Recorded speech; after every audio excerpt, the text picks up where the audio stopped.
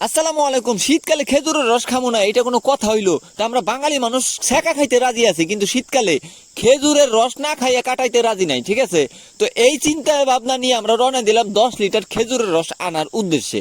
2-3 দিন আগে অর্ডার দেওয়া ছিল, কেননা এখানে যে চাহিদা পারতাছে না খালি 3 বছর আগে অর্ডার দিয়ে রাখতে। তো যাই হোক, এইসব ফালতু কথা বাদ দিয়ে আমাদের গন্তব্যে রওনা দেওয়া যাক। আর আশেপাশের কুয়াশা দেখে তো হয়তো বা বুঝতেই পারতেছেন যে কি লেভেলের ঠান্ডাটা পড়ছে।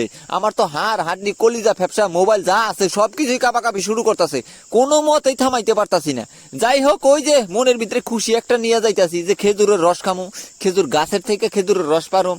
তো এই যে চিন্তা ভাবনাটা নিয়ে গেছি না, এই চিন্তা ভাবনা আমার টোটালি ভুল।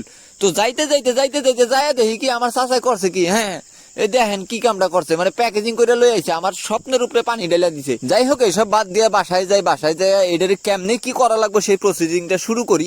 তো সেই প্রসিডিং চালু চলতেছে, চিন্তা ভাবনা করলাম একটু গরম করে খাই। হ্যাঁ, রসটা একটু গরম করে খাই। গলার অবস্থা এমনি প্লাস্টিক, দুপুর হয়ে গেছে, রওনা দিলাম একটা কাজের উদ্দেশ্যে। কাজের উদ্দেশ্যে বলতে সামনে বিয়ে শাদী যেহেতু আমি করুম, তো একটা শপিং এর ব্যাপার স্যাপার আছে।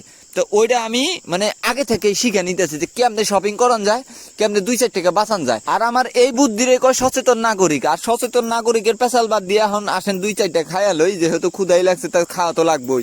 ডাইল লইট্টা শুটকি যা আছে সবকিছু দিয়ে মিক্স করে মাইরা দিলাম। এখন বাসার উদ্দেশ্যে রওনা দিয়া দেয় যে কিছু কেনাকাটা বাকি আছে ওগুলাও করে নিয়ে এলাম।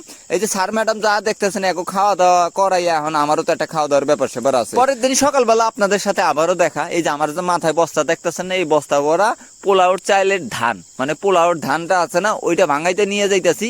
যেহেতু বাতি যারা কান্নাকাটি শুরু করছে যে ওরা খাইবই তো খাইবই, মানে পারতাছে না খালি জীবনটা খায়ালাই দিতে। যাই হোক, ওই হিসাব বাদ দেন, যেহেতু কষ্ট করার লাগে পুরুষ মানুষ, আমরা কষ্ট করতে রাজি আছি। তো অনেক পেশাল পারছি। আজকের ভিডিও পর্যন্ত। সবাই সুস্থ থাকেন, ভালো থাকেন, আল্লাহ হাফেজ, আসসালামু আলাইকুম।